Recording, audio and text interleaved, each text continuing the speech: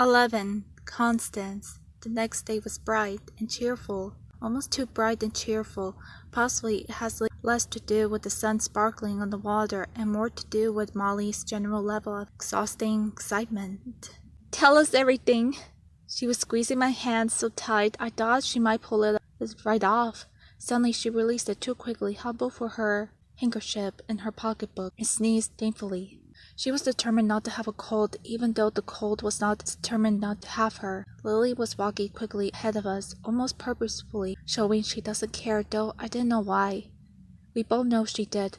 That came away last night with the bag, and she was definitely not sitting well with her, though I hardly called the mysterious Andrew my body. "There isn't much to tell. We danced and there was blackout, so we went outside," I replied it. "He wants to take me for an early supper tonight before work." As I said it, I realized we were fast approaching the exact same spot he and I had sat on the ground. Lily wanted some toffee, and though there were many shops that sold it, James was far from the best. That I hadn't made connection until now just showed me how off I was feeling. Yesterday had been a whirlwind, and today I felt utterly spent, exhausted. I looked out to the ocean. It was calmer today. It made me feel better. I knew weather patterns were independent of what emotions we operated to them, but the calm sea was kind of plump. "Is it the young man from last night?" asked Lily up ahead. She pointed a gloved finger, and I looked, feeling my face get warmed and my heart suddenly beating faster. "Where?" asked Molly with excitement. Walking towards us wasn't Andrew, but the rich kid. "You know him?" I asked it, but Lily was too far ahead to hear me, or she chose to go back to ignoring me, so I just watched as we moved toward each other. He was in a long tan coat, fedora, and a gray scarf. He was tall and strong-looking. Every picture his father, the same chestnut-color hair, too. I recalled it from the night before, though it was hidden under his hat. And handsome fellow in general, though he didn't seem to understand the fact about himself. Or, at least, didn't want to be seen to understand it. He looked every bit of the world of casual wealth. You saw all of it in Atlantic City, turning around the corners, walking through doors held open, pointing out the scene and taking photographs, riding by in jaws. There was a trying too hard wealth as well. Those men particularly carried dollar bills in their fists, walking down the street, women in feathers and diamonds and furs of every possible color. As a child, I wondered about how magical beasts had been skinned to produce a purple muff or a shockingly pink hat. But that was not the Chamberesses. They weren't old money, but they behaved like they were. I didn't know where the money came from in fact. Maybe it was old. It's just always been otherwise. What did I know about the politics in Atlantic City? I just kept my head down and focused on my own little world when it came to all that. Lily stopped it to speak with the rich kid, so we stopped a moment after, finally joining her at her side, and not being shunned completely.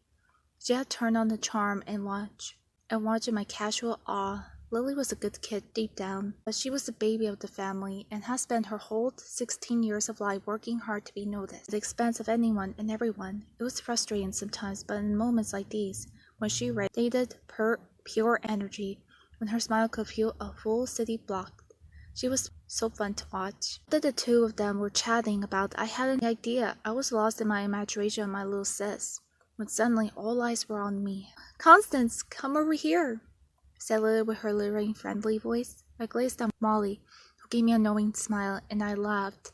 "Oh, Lily, now we were best friends, I see." I did what I told and joined them. "Constance, right?" asked the rich kid. "Yes." I was feeling unbelievable shy in the moment. I remember staring at him at the night before. Would I have done that? "Oh, Constance, it was so wonderful to run into you. Are you available at the moment?" he asked it. Oh, how I hated questions like these. If I said that I was, then no matter what the reason for his question, I was stuck and I couldn't say no to something with him, knowing that I have time. What if his maid was sick and needed a housekeeper for a day, or something else of the nature, some drudgery? And now I could not refuse. I could feel my sister staring at me. "Yes," I replied softly. "Excellent. Our filmmakers have already edited together footage from yesterday, and I thought you enjoyed seeing it. We are screaming for a few investors and such." He smiled so brightly. "Do you mean right now?" I asked it. "Yes, since you are available after all." After all. We were really a noble mother family, and going somewhere with a young man by myself was not necessarily seen as a bad thing. They would also be investors eventually, but for some reason I wished very much we were kind of family, then insisted upon chaperones. Go, Constance, it sounds like fun.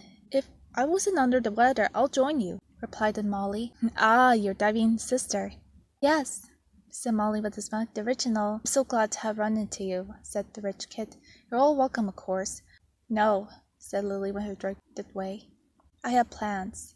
I looked at her, wishing I had the ability to say no to things like she did, just to do what I want to do, with no worries about hurting the feelings of others. Well, it's just you and me, he said, turning to me, extended his arm, and placed my hand with a crooked elbow. I felt deeply uncomfortable, but I smiled. We walked away from my sisters. I felt my face burning as we passed the spot from last night again. Where are we going? I asked it, as calmly as I could. To my father's hotel, the Plaza, he replied it. Oh, I said. That didn't make me feel any better. We had the projection screen set up in one of the smaller ballrooms, he added quickly. That was kind of him to clarify, and it did help a little bit. We walked in silence until we arrived at the hotel, and he escorted me through the campus's lobby. It was dark wooden front desk, stretching the wide of the room, rich green sofas on which ferns casually reclined, and golden accents on the wall, ceiling that glittered in the chandelier. This is beautiful, I said. You've never been inside? He asked it, sound quite shocked. I never thought to just come inside without reason. It feels wrong. Well, for now, you are always welcome, he said. Tell them I sent you if they say anything. I gazed at him as he leaned us down in the hallway with a fine, corrugated wallpaper. And who should I say you are? I asked it. It was such an awkward question, and I realized I was speaking with a weird formality, like he was a prince or something. My insides burned it. The rich kid stopped in his tracks and looked at me. I'm Bill Chambers. From the other day, I was there when you dove. Oh, I said quickly. I know who you are. I just didn't know the particulars, like your first name. Bill laughed and shook his head. I'm so sorry. How rude of me. It's okay. I laughed a little too. Laughing set people at ease. I didn't want him to feel bad. Am I late? Suddenly rejoined by the young man with the thin hair, padding like he had just finished the race. Brant, old chump, glad you could make it. I know you, I said, staring at Brant intently. Oh, yes you do, he replied as he straightened his posture, and even gave a little bow at the neck. I brought you your horse yesterday. Of course, I said. I didn't know why. I felt relieved to see him. Maybe it was simple as seeing someone else who wasn't rich or just another familiar face, but I smiled sincerely for the first time. Come, you two. The screaming starts soon, said Bill, pulling out my arm that was still firmly attached to his. What could we do? We obeyed.